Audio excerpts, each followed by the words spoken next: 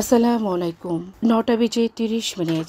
আজ বৃহস্পতিবার। বাংলাদেশ বেতার কক্সবাজার স্থানীয় খবরে স্বাগত জানাচ্ছি জ্যোৎস্না ইয়াসমিন। আজ পবিত্র হজ লাব্বাইক আল্লাহুম্মা লাব্বাইক ধ্বনিতে মুখরিত আরাফার প্রান্তর। সৌদি বর্ষপঞ্জি অনুযায়ী আজ ৯ জিলহজ বৃহস্পতিবার আরাফার দিন। মক্কা নগরীর অদূরে জাবালে রহমত পাহাড়ের চূড়া ও পাদদেশে আরাফাতের ময়দানে সমবেত হয়েছেন বিশ্বের নানা প্রান্ত থেকে আসা সাদা কালো ধনী গরিব নির্বিশেষে প্রায় ১৪ লাখ হাজি। সবার রোদন ভরা কণ্ঠে একটাই ধ্বনি, লাব্বাইক আল্লাহুম্মা লাব্বাইক, অর্থাৎ আমি হাজির, হে আল্লাহ আমি হাজির। ফজরের নামাজ আদায় শেষে মিনা থেকে হাজিরা সমবেত হবেন আরাফাতের ময়দানে। আরাফাতের ময়দানে অবস্থিত মসজিদে নামিরা থেকে হজের খুতবা দেবেন মসজিদুল হারামের প্রধান ইমাম ও মুফতি শেখ ডক্টর সালেহ বিন হুমাইদ। সমেত হাজিরা এখানে হজের খুতবা শুনবেন। আরবি ভাষায় দেওয়া তার এই ভাষণ বাংলাসহ বিশ্বের ২০টি ভাষায় তাৎক্ষণিক অনুবাদ করে শোনানোর ব্যবস্থা করেছে সৌদি হজ ব্যবস্থাপনা কর্তৃপক্ষ। আগামীকাল শুক্রবার ১০ জিলহজ সৌদি আরবে উদযাপিত হবে পবিত্র ঈদুল আজহা। বাংলাদেশ থেকে এবার ৮৭,১৫৭ জন পবিত্র হজ পালনের উদ্দেশ্যে সৌদি আরবে গমন করেছেন। কক্সবাজারে শেষ সময়ে জমিয়ে উঠেছে কোরবানির পশুর হাট।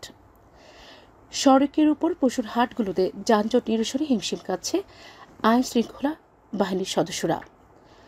গতকাল জেলার ঐতিহ্যবাহী ঈদগাঁও বাজার সদরের খরুলিয়া সহ বিভিন্ন পশুর হাট ঘুরে দেখা গেছে এমন চিত্র। এসব এলাকা সড়কের উভয় পাশে আটকা পড়েছে শত শত যানবাহন। জেলা প্রশাসনের তথ্য অনুযায়ী এবারে জেলার ৯৪টি পশুর হাট বসেছে। এর মধ্যে স্থানীয় বাজার ৪৮টি, ঈদ উপলক্ষে ৪৬টি। এদিকে মহেশখালীতে পৌরসভা ও ইউনিয়নগুলোতে ৯টি পশুর হাট বসেছে। গতকাল বিকেলে উপজেলা নির্বাহী কর্মকর্তা মোহাম্মদ হেদায়েতুল্লাহ কয়েকটি পশুর হাট পরিদর্শন করেন। এসব হাটে শান্তি শৃঙ্খলা রক্ষার্থে নিয়মিত পুলিশ টহলের কথা জানিয়েছেন থানার অফিসার ইনচার্জ মঞ্জুরুল হক। অপরদিকে উখিয়া উপজেলা নির্বাহী কর্মকর্তা মোহাম্মদ কামরুল হোসেন চৌধুরী জানিয়েছেন, উখিয়া সদর, মরিচা, কোটবাজার, সোনাপাড়া, পালংখালী ও কুতুব পালং সহ 10টি স্থানে কোরবানির পশুর হাট বসেছে। র্যাব সহ বিভিন্ন আইনশৃঙ্খলা রক্ষাকারী বাহিনীর সদস্যরা এসব হাটে দায়িত্ব পালন করছে বলে জানান তিনি। রামুতে পবিত্র ঈদুল আজহা উপলক্ষে ২৫ শিক্ষা প্রতিষ্ঠানের ৫৮৮ জন শিক্ষার্থীর মাঝে পবিত্র কোরআন শরীফ বিতরণ করা হয়েছে। গতকাল উপজেলা পরিষদের হিমছড়ি সম্মেলন কক্ষে এসব কোরআন শরীফ বিতরণ অনুষ্ঠানের আয়োজন করে উপজেলা প্রশাসন। অনুষ্ঠানে উপজেলার ১১টি ইউনিয়নের মাদ্রাসার প্রতিনিধিদের হাতে কোরআন শরীফ তুলে দেন উপজেলা নির্বাহী অফিসার ইউনো মোহাম্মদ রাশিদুল ইসলাম। মাদ্রাসার ছাত্রদের হাতে ভিন্নধর্মী ঈদ উপহার হিসেবে পবিত্র কোরআন শরীফ বিতরণের মাধ্যমে তাদের ভবিষ্যতে আলো ছড়ানোর ব্যবস্থা করা হয়েছে বলে জানান ইউএনও। কক্সবাজার সুগন্ধা পয়েন্টে অভিযান চালিয়ে ২.৫ একর সরকারি জমি দখল মুক্ত করেছে প্রশাসন। এ সময় অবৈধভাবে নির্মিত ৬৪টি পাকা দোকান ভেঙে দেওয়া হয়। বুধবার সন্ধ্যায় জেলা প্রশাসন ও কক্সবাজার উন্নয়ন কর্তৃপক্ষ কোক যৌথভাবে এই অভিযান চালায়। কোকের নির্বাহী ম্যাজিস্ট্রেট সানজিদা সুলতানা জানান, সরকারি জমি দখল করে একটি চক্র এখানে অবৈধভাবে স্থাপনা নির্মাণ করছিল। অভিযানে অর্ধশতাধিক পাকা দোকান উচ্ছেদ করা হয়েছে। একটি চক্র এই জমি দখলে নিয়ে ভুয়া খতিয়ান তৈরি করেছে বলে জানিয়েছেন সদর উপজেলার সহকারী কমিশনার ভূমি শারমিন সুলতানা।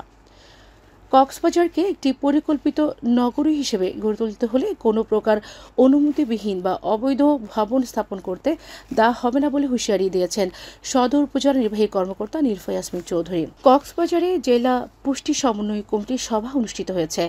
গতকাল জেলা প্রশাসকের কার্যালয়ে এই সভার আয়োজন করে জেলা প্রশাসন ও সিভিল সার্জন কার্যালয়। এতে সভাপতিত্ব করেন জেলা প্রশাসক ও জেলা পুষ্টি সমন্বয় কমিটির সভাপতি মোহাম্মদ সালাউদ্দিন। সভায় বক্তারা বলেন, দেহে পুষ্টির চাহিদা মেটাতে সুষম খাদ্য গ্রহণ করা প্রয়োজন। এই লক্ষ্যে স্বাস্থ্য ও পুষ্টি বিষয়ক সচেতনতামূলক কার্যক্রম বৃদ্ধির উপর জোর দেওয়ার আহ্বান জানান তারা।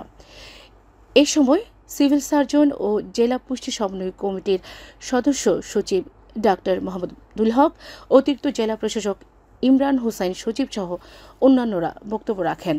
টেকনাফে অভিযান চালিয়ে ৮০,০০০ পিস ইয়াবা সহ ৩ মাদক কারবারিকে আটক করেছে র্যাব। গতকাল দুপুরে পাঠানো এক সংবাদ বিজ্ঞপ্তিতে বিষয়টি জানান র্যাবের সহকারী কমিশনার পুলিশ সুপার ফারুক। বিজ্ঞপ্তিতে জানানো হয়, গোপন সংবাদের ভিত্তিতে উপজেলার সদর ইউনিয়নের রাজারছড়া এলাকার অভিযান চালিয়ে এসব ইয়াবা জব্দ করা হয়। আটকদের বিরুদ্ধে সংশ্লিষ্ট ধারায় মামলা করে টেকটা মডেল থানায় হস্তান্তর করা হয়েছে। উখিয়ায় রোহিঙ্গা ক্যাম্পের খালে ভাসমান অবস্থায় ইমাম হোসেন নামে 11 বছরের শিশুর মরদেহ উদ্ধার করা হয়েছে।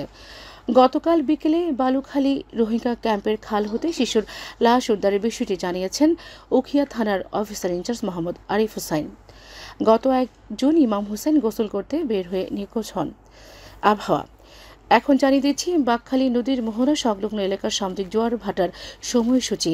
আজ ভাটা শুরু হয়েছে সকাল 6টা 37 মিনিটে, চলবে দুপুর 12টা 43 মিনিটে। জোয়ার শুরু হবে দুপুর 12টা 43 মিনিটে, চলবে সন্ধ্যা 6টা 32 মিনিট পর্যন্ত। খবর শেষ হলো। আমাদের পরবর্তী খবর প্রচারিত হবে আজ দুপুর 2টা 30 মিনিটে।